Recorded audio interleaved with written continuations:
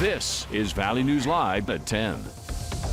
Good evening and thanks for joining us. Several inches of rain fell in the area and Nathan Hopper is here now with a look at how much rain came to our area. Yeah, that's right, Nishay. Some much needed rainfall across the region came today. Still seeing some coming down as we speak. But as of about 7 or 8 o'clock this evening, we have some reports for you. One of the big ones, Sisseton, South Dakota, just over 1.5 inches.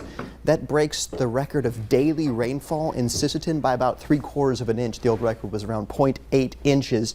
Grand Forks Airport, just under an inch of liquid precipitation. The end on site there in Sabin, about 1/2 inch, and then about 1/3 of an inch for areas like Detroit Lakes and Cooperstown, the end on site there in Cooperstown. Some other spots, Moorhead, about 1/3 of an inch there as well. Fergus Falls, 2/10 of an inch right there with Fargo Airport at 2/10 of an inch. Now, still seeing some rain coming down, so I do expect these to be finalized later on tonight. But the radar estimated rainfall shows up toward the north, a lot of rainfall toward the south near the Sisseton area where that 1.5 inches was measured. Much needed rainfall. But look at this, Roseau County. Radar estimated 4 inches of rain. So, of course, Nishay will talk more about the radar, what we're seeing right now, and look ahead to the rest of the weekend in a few minutes. Hopefully everyone's garden will flourish at this point. Hopefully, yeah. Yeah. All right. Thanks so much. Yep. During a briefing today, President Joe Biden urged people in Louisiana to take Hurricane Ida seriously and be prepared. Ida is now projected to hit the Louisiana coast tomorrow as a Category 4 hurricane, generating winds of 140 miles per hour. Biden says he has already deployed 500 FEMA personnel to the region. This weekend is the anniversary of Hurricane Katrina, and it's a stark reminder that we have to do everything we can to prepare the people in the region and make sure we're ready to respond. And people living along Louisiana's coast are taking the advice from the president and local government leaders as they are bracing for the hurricane. Many people are filling up their gas tanks, stocking up on essential foods, and filling sandbags. In New Orleans, the mayor ordered a mandatory evacuation for people living outside the city's levee system. The Louis Armstrong International Airport has been inundated with people trying to evacuate the New Orleans area ahead of Hurricane Ida. TSA lines wrapped as far as the eye could see inside the airport. TSA officials has reported that they do have enough staffing available to accommodate to 5 to 6 lanes to allow people to get through those checkpoint lines. Despite the rain, the Fargo United event could not be stopped. Residents, local organizations, and law enforcement work together on building stronger relationships. Here's Valley News Team's Aaron Walling with more. Community outreach is very important for residents, local organizations, and law enforcement.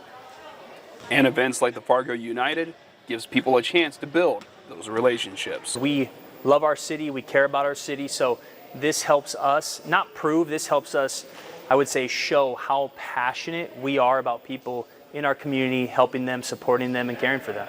Today it was not just Fargo PD in attendance, as groups like Sanford Health were there to be a part of the fun. It's super awesome. We like to get out in the community as much as we can. We like to build those partnerships too as well, just to give the community certain resources that they may need.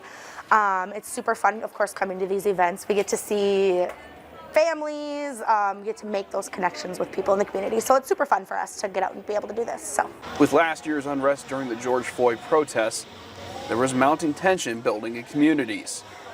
However, despite those challenges, local law enforcement is using events like this to build bonds. It means everything, man. And the climate of the national culture, I don't think will ever dictate how we treat our community. We're always going to be available. We're always going to serve. We can't dictate what goes on in other parts of the country, but we can dictate how we serve our city. And that's what we're going to continue to do no matter what. In Fargo, Aaron Walling, Valley News Live.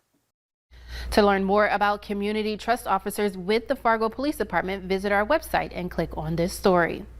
Meanwhile, attendance for the Minnesota State Fair's opening day saw a 50% decrease compared to 2019. State Fair officials announced that about 62,000 people walked through their gates on Thursday.